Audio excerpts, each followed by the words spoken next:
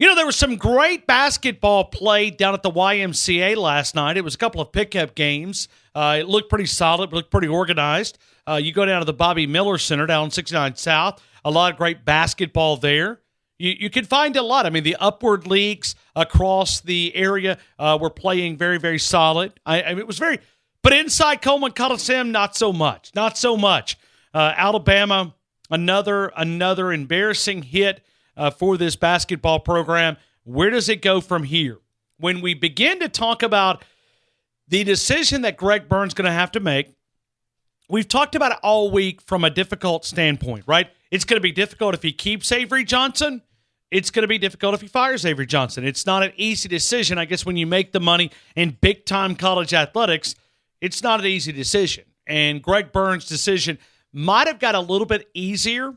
Norfolk State coming in from the MEAC and beating Alabama last night 80-79. Not a great game. It looked very unorganized. It looked like a dysfunctional mess, which is really a reflection of the entire season, right? And it would be fun, as everybody else is talking about March Madness. We're going to spend a lot of time talking about the right guard and the left guard and the right tackle and the left tackle and the center. Matter of fact, I was on with the New York Giants earlier. Their website, they do like a webcast radio show, and they were talking all about Alabama's offensive line. I went on with them for like 37 minutes. It might be the longest interview I've ever done. But it was fun, and we went through every single player. But anyway, we're not going to spend a lot of time talking about the right guard. I was just kidding about that, okay? Alabama taking a very disappointing loss, and when the world is talking basketball, I wanted to reach out to a guy last night. The two basketball people that I know very, very well is Marquise Munson, that is behind the scenes now. You don't see him or you don't hear from him as much, but he's still working behind the scenes, helping us with a lot of the production side of stuff. He's a passionate basketball guy.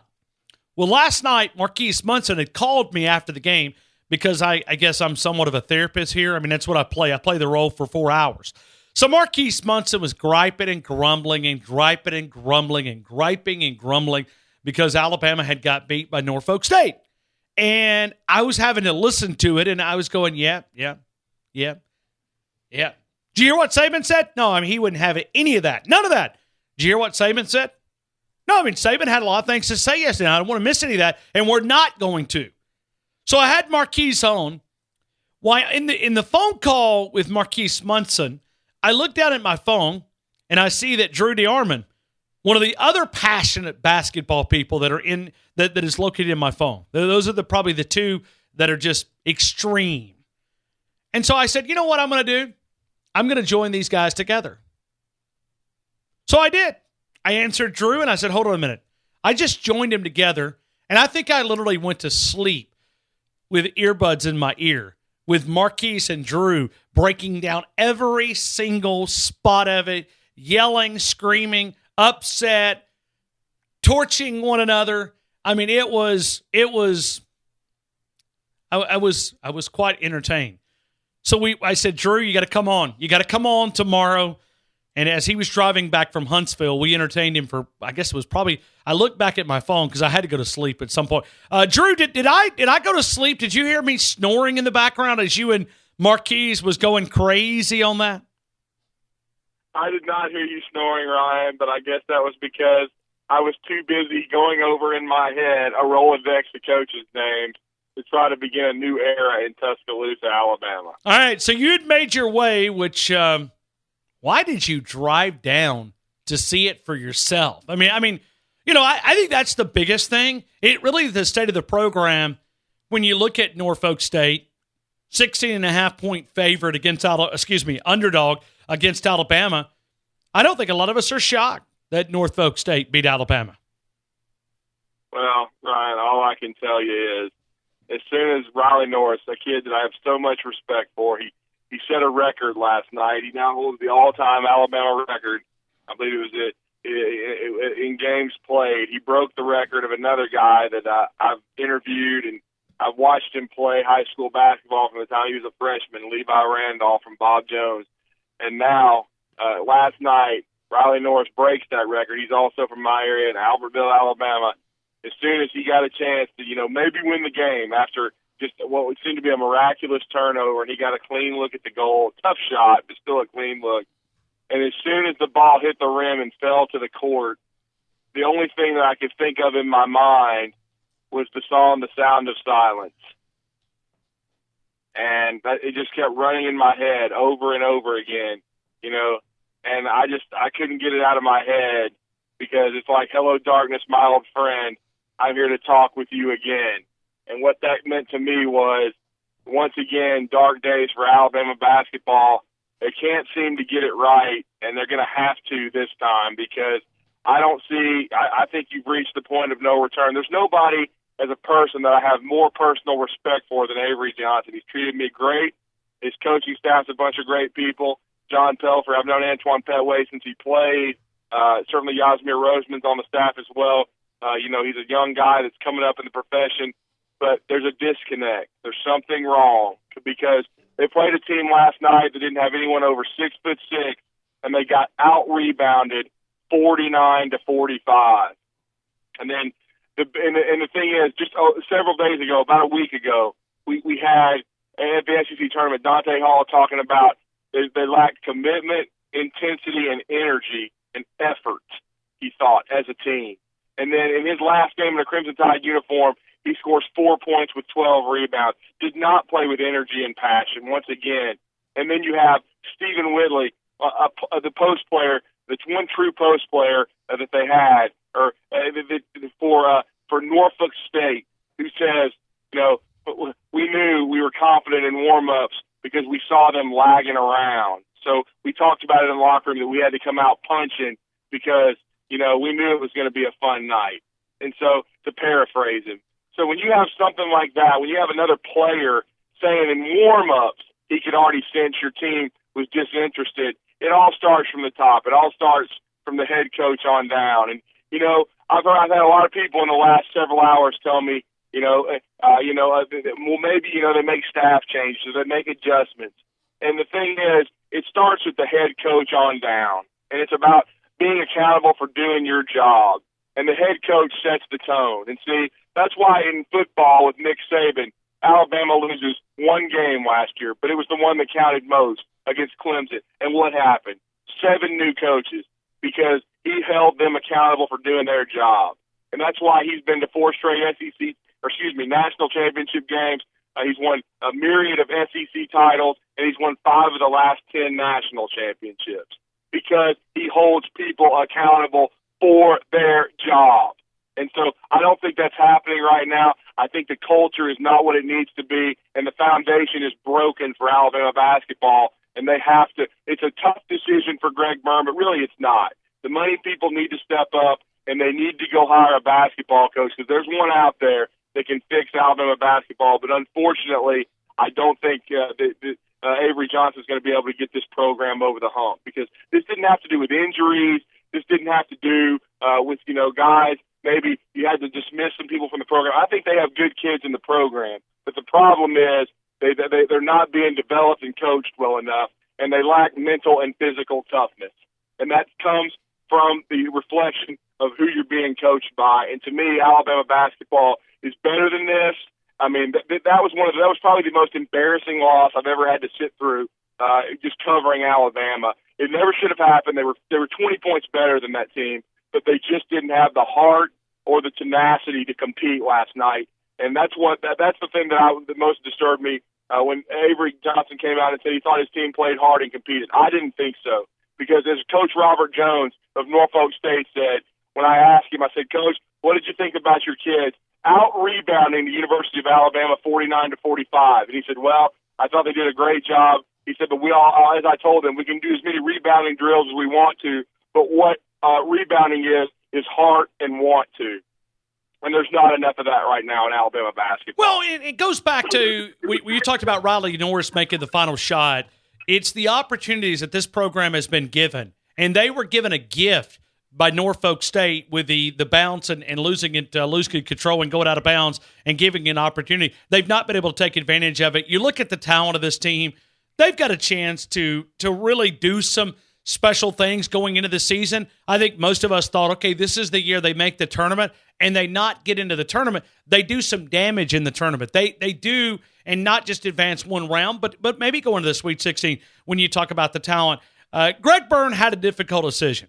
You could spin it any way you want to spin it. When it's $8 million, that's not a drop in the bucket. You don't just flip it out and say, hey, here we go, here's $8 million. It was going to be a difficult decision, but last night had to make it. Even if Greg Byrne was on the fence and he's sitting there in his mind, okay, I'm not going to do anything. Let's just say that he made that decision that, okay, I'm gonna buy with him one more year. I'm going to go one more year. Very similar to what Bill Battle did with Anthony Grant. I'm going to go one more year. And you're sitting there and you're watching it. Take the first 15 minutes of the game. We're sitting here watching it last night, waiting for Nick Saban to come at the podium, and we delayed our show where we could play the press conference as we do each and every Wednesday during the football season. It just happened that it fell last night on a Wednesday. And so we're sitting here waiting for Nick Saban. And, Drew, I'm watching the monitor up here. It doesn't even look organized.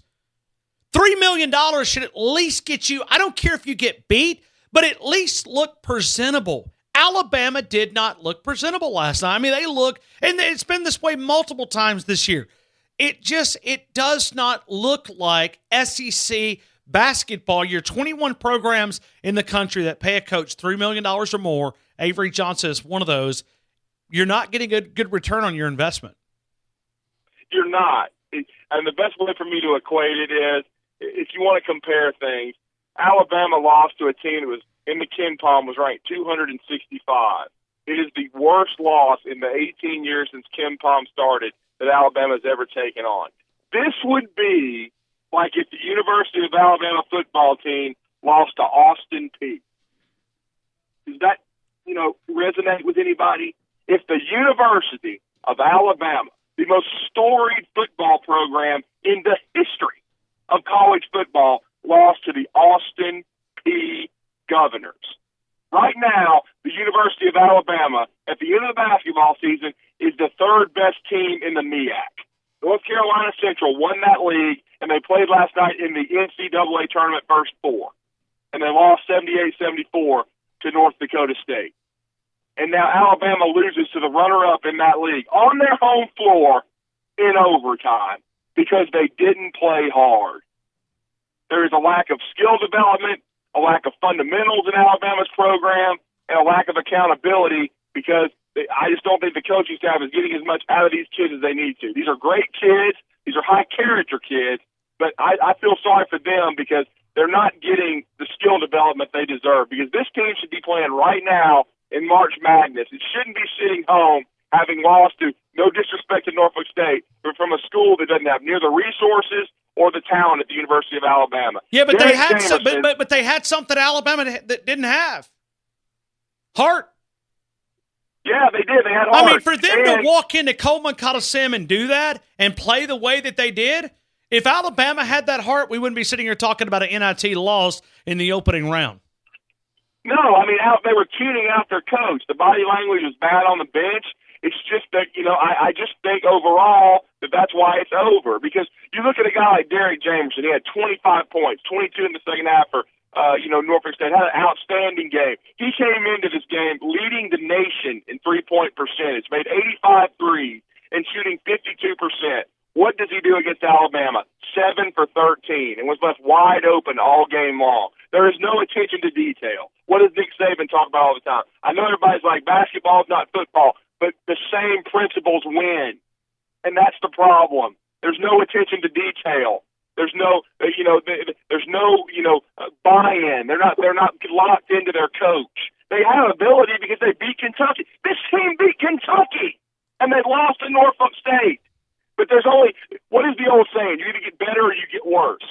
Well, this program has gotten worse, and if it wasn't for Colin Sexton, we wouldn't even be having this conversation, or Kyra Lewis. If those two young men had not decided to wear crimson, then this has already been decided, because we would have already probably had a coaching change in mid-season, because this year would have been the fourth straight with no tournament, and would have already gone south. They would have had the losing record Anthony Grant had in year 5. To me, they waited 1 year too long with Grant, and they let him have a 6th season.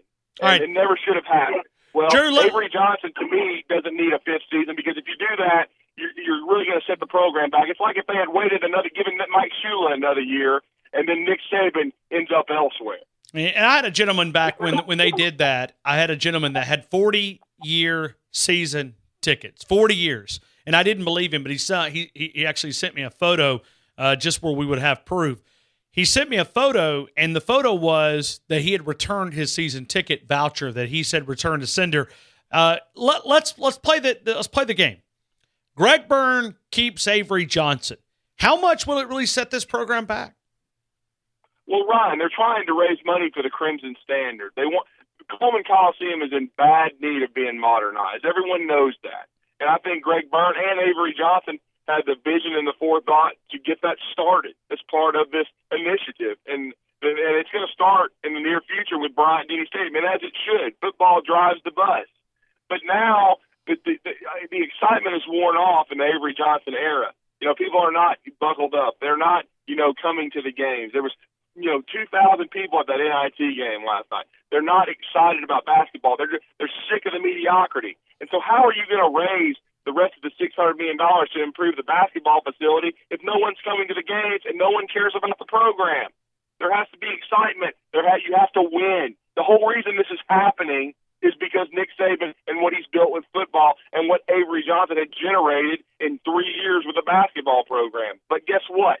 It's run aground. And if you take a closer look at it and you educate yourself about basketball, it nearly ran aground last year. Colin Sexton was a transcendent talent. He's proving that with what he's doing in his rookie year of the Cleveland Cavaliers.